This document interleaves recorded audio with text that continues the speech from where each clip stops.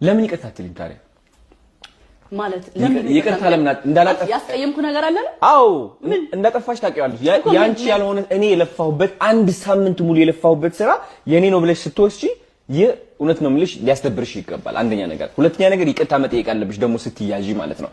ገባሻ? ላይክ ትንሽ አይደብርሽም ውስጥሽ? አይደብረኝም። ከደበረ እግር መብላት ትችላለህ። ወኛ ደግሞ እንደዚህ ነው ታዋራኝሽ። ዲስሬስፔክትን እዛው በለመድክበት ምን ይመስላል?